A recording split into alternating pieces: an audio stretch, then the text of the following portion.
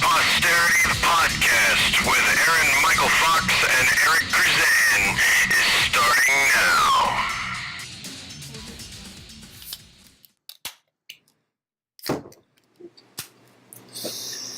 You're listening to For Posterity, the podcast with Aaron-Michael Fox and Eric Crusan.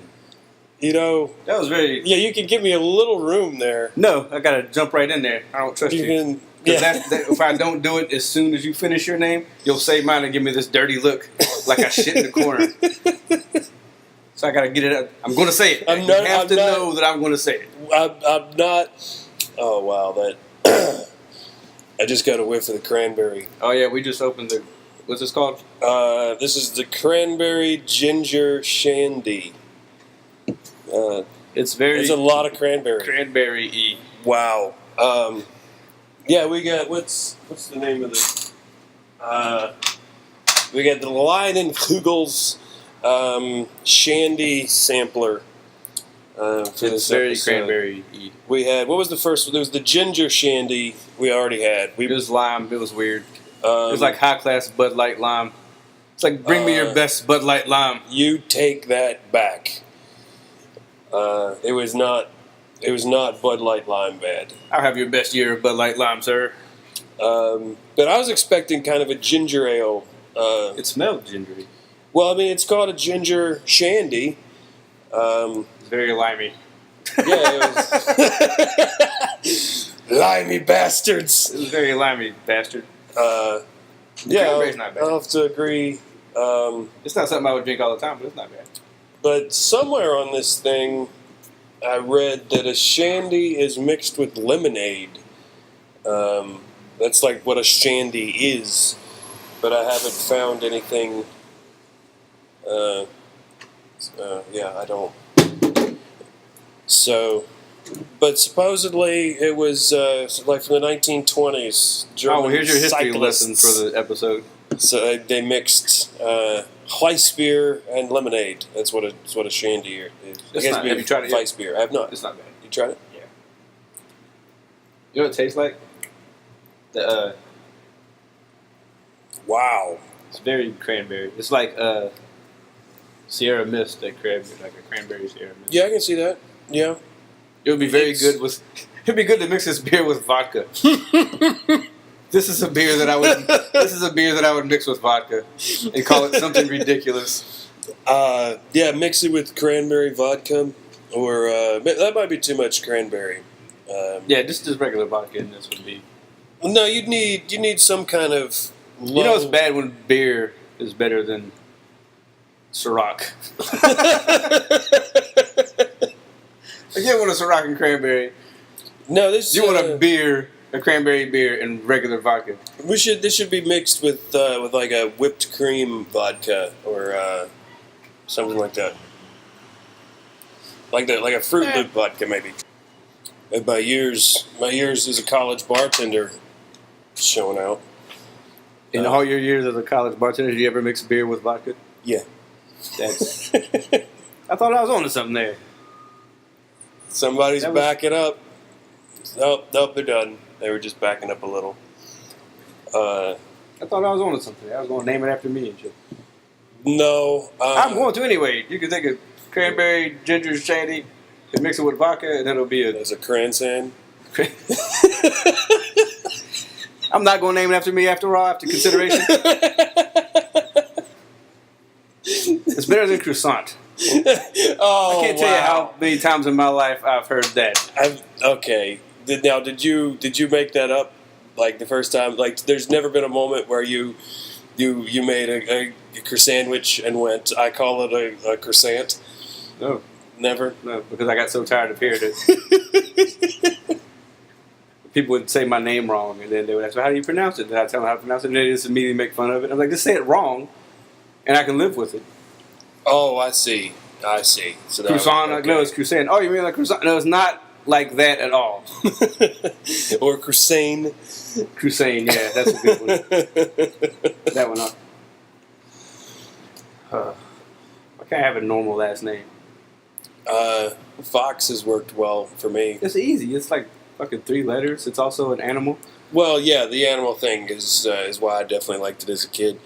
And then when I got a little older, like around 12-ish, like 12, 13, when I started to discover like real comedy, I used to, like, this was my sense of humor at like 12, 13, was I told everybody that Red Fox was my cousin and that he added the second X for show business. Like, of course. I mean, I wasn't I wasn't trying to pull that over on anybody. Like, that was a good thing. That was a joke. That's the worst con man ever. That's how dry my sense of humor is going back. See, I thought that was funny coming from a 12-year-old. That's good.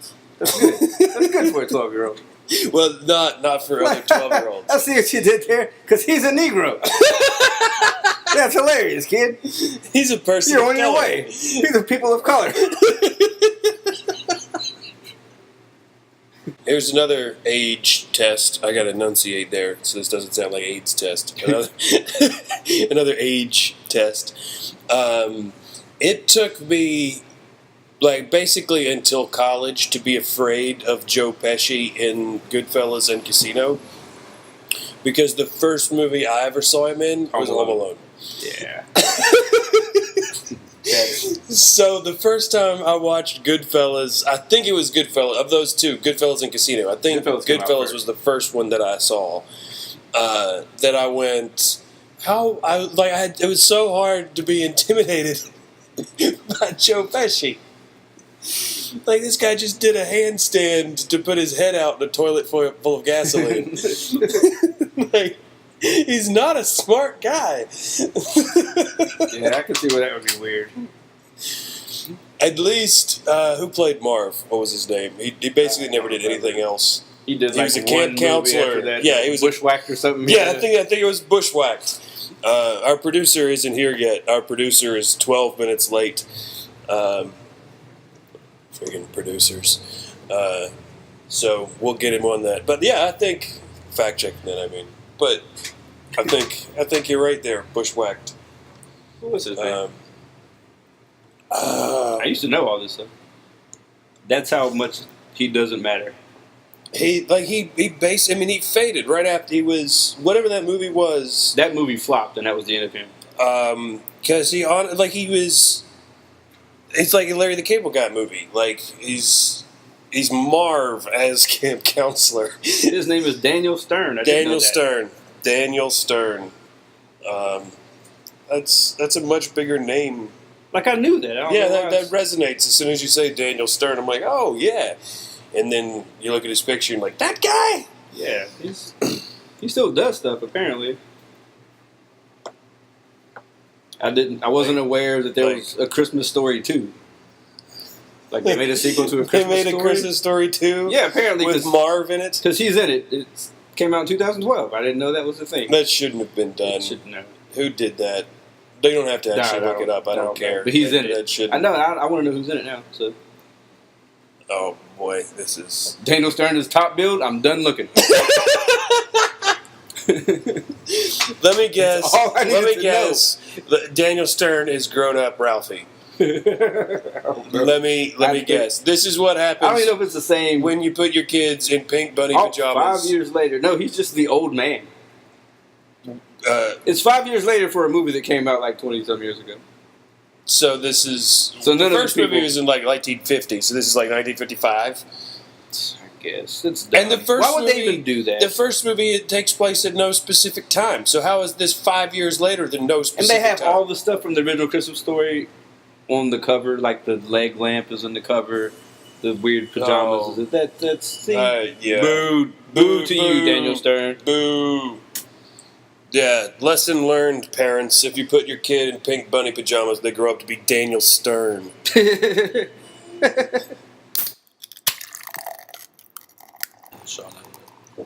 Okay, we're gonna mix it up on top of our beer today. We've got Bryce, our producer, is here, and Bryce has brought some Buffalo Trace bourbon.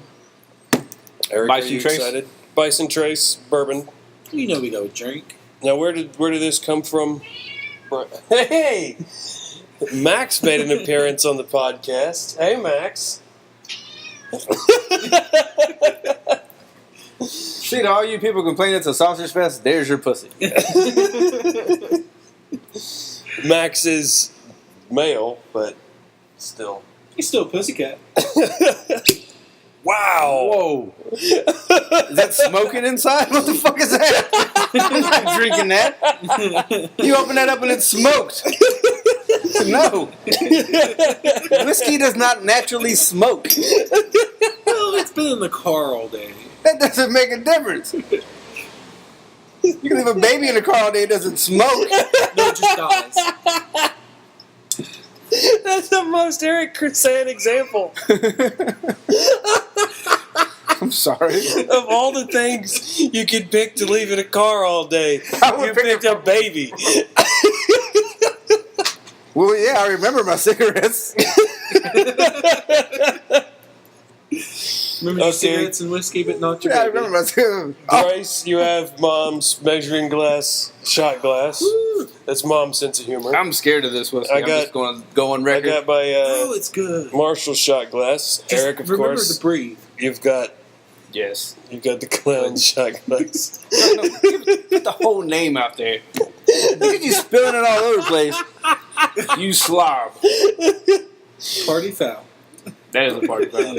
Okay, here to the disgruntled clown. Which I would never drink to otherwise. Oh, that's lovely. That is lovely. On this side of the table. That's pretty smooth. You like it? Yeah. Eric didn't die from this one. You remembered to ladies and breathe. Good job, Eric. You remember how to drink whiskey. Thank you, Bryce, for coming through with the producer whiskey. Bryce is in charge of a number of duties for the show. He's a fact through- checker. It came through on most of them tonight, but we're going to give bonus points for the extra bottle of whiskey today. But that was fun watching your face as you went through the Rolodex of what am I going to say that I thank Bryce for taking care of. Yeah, because I don't want to put all of our business out there. Let's leave something to the imagination. We deal in quite a bit of honesty here at For Posterity, but It's all honesty to me. But I'm censored by Aaron-Michael Fox. If I even look like I'm going to say something that he might be criticized for later in his head, because in his head he feels like people give a shit about it. no, it's not. Then just, I get that it's not look. just my head. It's Like, it's mostly phone calls from home. That's mostly it. Aaron-Michael. Aaron-Michael. Because it's the opposite. Does he always say the whole thing? Yeah, it's the opposite for me. Because with most kids, like when you're normally it's like the first day, and then when you get in trouble, it's like Eric, Yeah, it's just Cleotis, Crusan. What I don't know, just Why, for the love of God, would you just assume that my middle name is Cleotis? First of all, it's too close to clitoris. Second of all, it's extremely close to cletus. Neither of which I'm cool with. Being my middle name. I just freestyled the name, and I can't believe Cleotis is I what won't came tell out of my you. face. Do you really not know my middle name? No, I have no idea. We will keep it that way. All right, Eric Elvis Crusan. Just know that my middle name rhymes with my last name. And that makes it extra hard to say to people. It rhymes. Right now. You remember it rhymes, right? Uh-huh.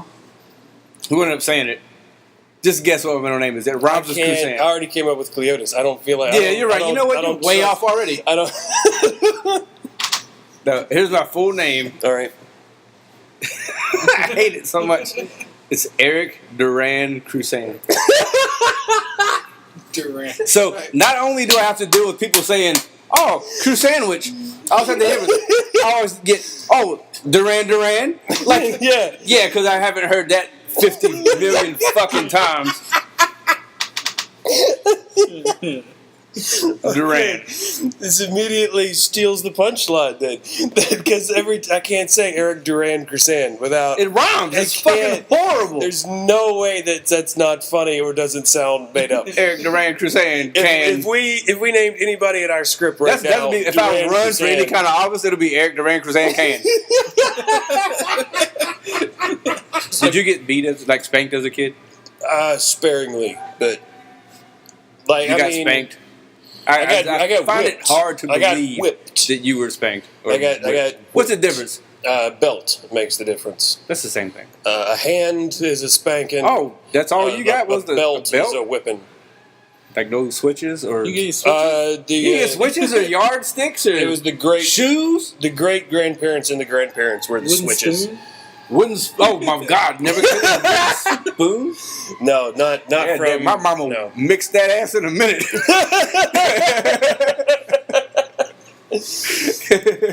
Worse, No. you had to pick out your own switch. I Yeah. know your parents. That- I know your parents are the same as my parents. You got the wooden spoon, switch, shoe, anything within reach. Whatever can be hurled at you. But did you ever have to go get your own switch? Like I know that's an old thing, but that's an actual thing that we had to do. like basically the Richard Pryor bit. Like That's you an know, actual you've thing. got to. That's why it's so it's got to funny. be sturdy enough. Yeah, it's got to be sturdy enough because if you come back with anything too skinny, like Pryor said, they'll beat you with the side of the house. Okay, I'll tell you what. Here's something. Did they ever braid three of them together? No. Oh my God! I had a mimosa tree. And those things. Oh God! Good Braiding Lord. together is ridiculous. They That sounds braid it together. That sounds like That's very that's premeditated. some slave stuff right there. Like that's some cat o' nine tails. That's all they know.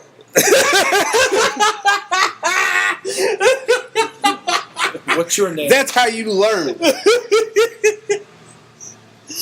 I understand it was phenomenally effective for several hundred years. A lot of It was people effective the whole time I was a child. I'll tell you that. like a whoosh, okay, you're in charge. Like, I'm not, yep, I'm gonna. don't Okay, get me wrong, because I know my I disagree. like I Whoosh, know okay, my you're sister right. will listen to this. I didn't get spanked a lot, but I did get spanked. But I learned because that shit fucking works. Fuck a timeout. Fuck, No, basically- fuck talking to your kid about what they did wrong. Oh, you don't do that because it hurts people's feelings. Fuck that. You get punched in the chest. I bet you'll do that shit again. My parents, John Morgan had a bit about it, that basically corporal punishment as, physical punishment, for the rest of us, it works if it's kind of used specifically. No. Is the way my parents approach it. No, it works every time. Like a belt was like the nuclear bomb. And No, well, here's the thing. like with, there were a number of times that I almost got a whipping, but I managed to present a convincing enough case to the prosecution No, there was no that- pleading. There was no. that I managed. There was no trial. Yeah, I got. There was no. Like there I'm, was none of that I'm shit. standing in front of the executioner, and I make a convincing enough case to get my You charge plead- dropped down. You plead as they're walking towards you with a belt. Like that's the only time you get to plead your case, and it doesn't matter. You're gonna get beat anyway. Well, no, that's what I say. Like You with- can say with I my love you. You parents, can it's say I love you so much. I'm No, sorry. I that would never wasn't. do that That again. wasn't going to play. No, none of that. You're going to But get look, slapped in the mouth for saying that. Desperation. Because saying stuff that you don't mean is going to No, I make love it 10 my mom. times That's worse. right. That doesn't mean I don't. But saying it in that context is going to get you slapped in the mouth. Well, no, You don't, more you of a, don't say hey, it to get out remember, of a whipping. I love you. That's great. I love you too. That's why I got to teach you a lesson. They cut me out of your stomach. That has to mean something. No, it means I got a scar now. Thanks for bringing that shit up. I'm gonna add that to the whooping. It means if you disappear, I'm legally responsible for you. But if I've got a good enough story, I put you in this world, I can take you out of it. Oh my God, I heard that a lot. Yeah. I brought you in this world, I'll take you out. Yeah. That's a classic black saying. No, that's a classic. I'm gonna go. This is what was the food that we were talking about a couple episodes ago that you were convinced was white people? cornbread. The beans and cornbread. Yeah, beans and cornbread. No, I didn't think that was a white thing. No, you said you thought it was a black thing, and I'm saying it's a poor people thing. It's a poor people thing. And I'm gonna hang. I totally agree with you. I'm gonna hang my hat on the same thing. On I brought you in this world, I can take you out of it. That's just a poor thing. That's just a poor American thing. Because I guarantee no high-class WASP in Connecticut has ever told their blonde, inheritance-ridden kid, I took you into this world, or I put you in this world, I'm going to take you they're like, oh, I adopted you, I'll just buy another one. Your mother's infertile because of all the cocaine. Consuela, go with it. Yeah, Consuela, get the switch. No, it's more. No, you beat the child. No. I feel like it would be more like, Consuela, take Jennifer's dinner away, or take Jennifer's dessert away. She will be going to bed without pumpkin pie tonight. I'm glad you brought that up. That's another thing. When you were growing up, were you allowed to be picky with the things that you ate? No. Thank God. I love you guys. The rule in my house, well, it depends. If somebody else put it on your plate, then it was okay to not eat it. Somebody else. Like if you just handed a plate with food on it, then you don't have to eat. Where does that happen at? So a lot of times in soup kitchens, did you? No, I'm saying like in our house, there was a buffet deal. The plate was at the table. You picked up your plate, you walked through, and you got what you wanted off the counter. So must be nice. So if you put it on your plate, then you had to eat it. Mm-mm. But if somebody else put it on your plate, then you didn't necessarily have to eat it. Fuck that. Especially if it's on your plate, you better eat it because we can waste food around here. Like if you were prepared for you, or you didn't eat. If you were you would sit there until bedtime. If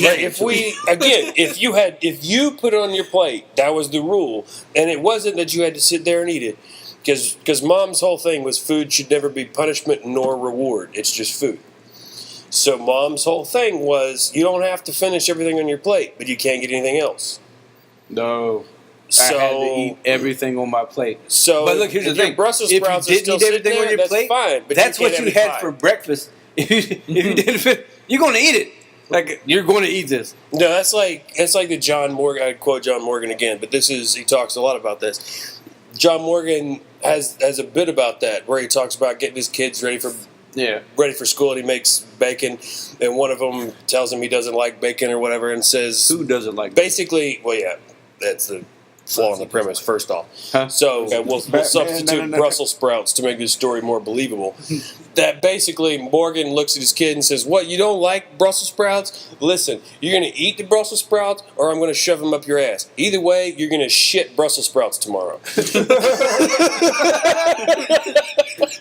That's kind of how it was.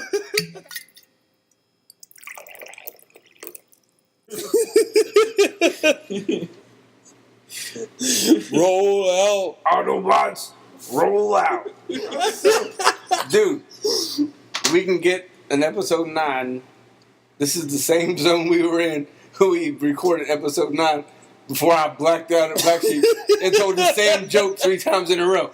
Like this is where we were before I went there and told the same joke 3 times in a row. I can't. That's empty.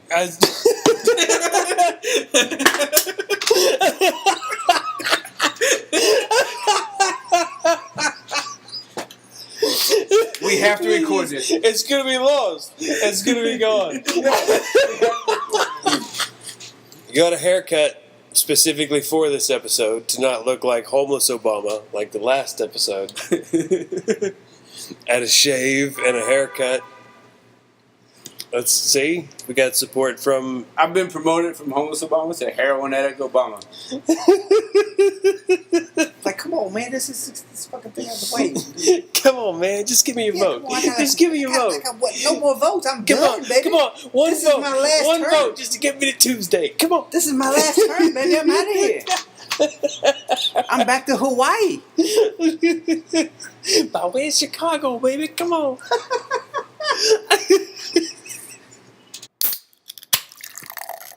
I'm going to deny that at all. This podcast is my idea. The podcast is my idea.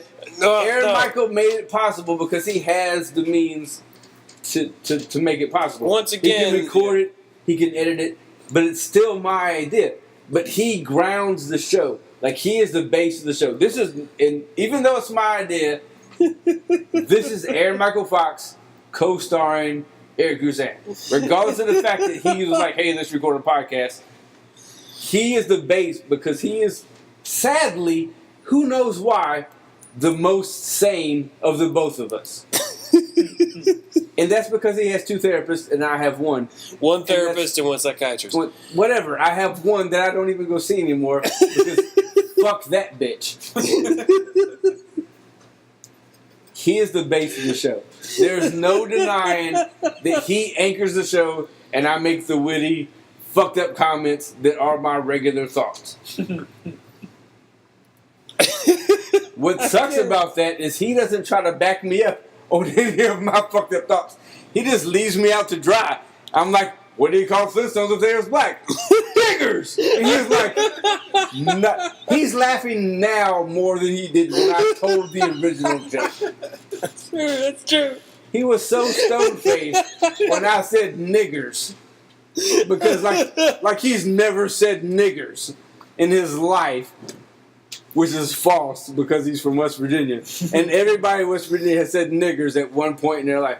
Bryce, you have said niggers, correct. Yes. It comes with You have heard your parents say niggers, correct. Yep. You have heard your grandparents say niggers, correct. Yep. Okay, It because comes with everybody in West Virginia at some point in their life has said the word nigger. Whether they are a nigger or not, they have said nigger. It comes with your WVU sweatshirt when you leave the hospital.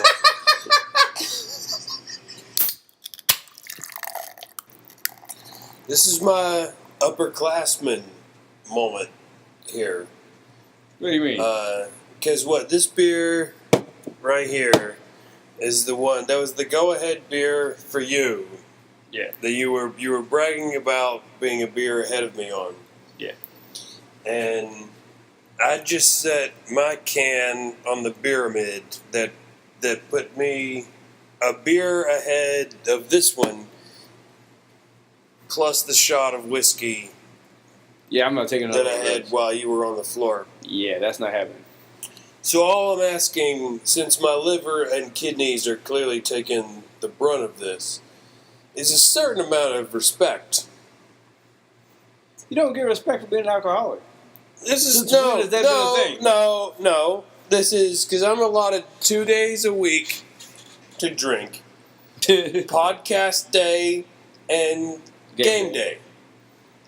So Saturdays and Wednesdays. That's a it. whole other day more than I have. I have 1 day to drink, and that's the podcast day. So we're still both technically alcoholics by definition. No, don't. No, that's don't, 1 day. What are you talking about? Yeah, that's alcoholic. No, you don't. That's Social not- drinking. Yeah, social drinking. You designate 1 day as a By social definition, a social drinker drinks 2 to 3 times a year. Oh, no, that's stupid. If you're drinking more than once a month, you're an alcoholic. No, that's not true. How about- Yes, How about yes. occasionally? Once a week, I drink. That's alcoholic. It's not alcoholic. It's once a week I drink. That's nah. On the form I gotta fill out. We're one drink different, basically. On the form I gotta fill out with my psychiatrist every week that I'm in the 2 to 7 days a week category, and you're in the One. one. That's it. I drink on Wednesdays. I drink more than 2 days a week. So regardless, I've got to claim. I will say that it's because it's the only day I have to drink. If I could drink more days a week, I would probably be used. That is a factor here. This is not a saintly aspect that you're bringing to it. It's not like you're abstinent. No, this is my getaway. All right, listen. Cleotis is not a name. It should I'm not gonna be look for for it. anybody. Bryce, you're gonna I'm look this look up. now. You're gonna look this up. I am going on the record that I made up the name Cleotis. I'm not even sure how I made up the name Cleotis. It's Eric Crusan's Eric name. Cleotis Crusan. That's not true at all. You're making that up. Nothing matters but your Wikipedia page. Deacon Cleotis Clemens. He even has YouTube videos. Are you kidding me? Wow. Yeah. That's a real name. It really is. Somebody really hated their kid. Cleotis. What was his name?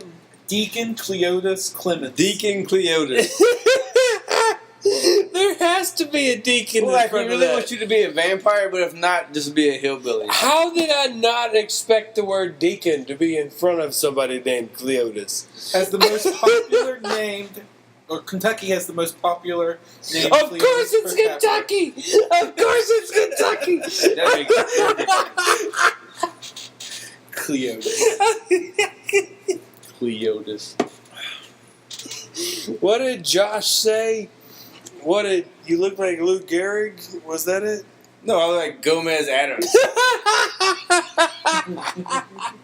Thank you for that. Josh will be on the next episode, by the way, so you Yeah. have that to look forward to. We don't normally have guests on the podcast, but we have the world-renowned funniest man in America, You're Josh really McDonald, on the next episode, right here on CBS's pod. No, we're not on CBS. Where did you get CBS from? We're not on CBS. How drunk are you? Right here on Fox for Posterity. This is sadly Fox Network. I don't know how I feel about that. Josh McDonald, right here, live and in person. You always put your eye out with the Evan Williams bottle. How'd you get that eye patch? I laughed too close to an Evans Williams bottle. Evans is plural.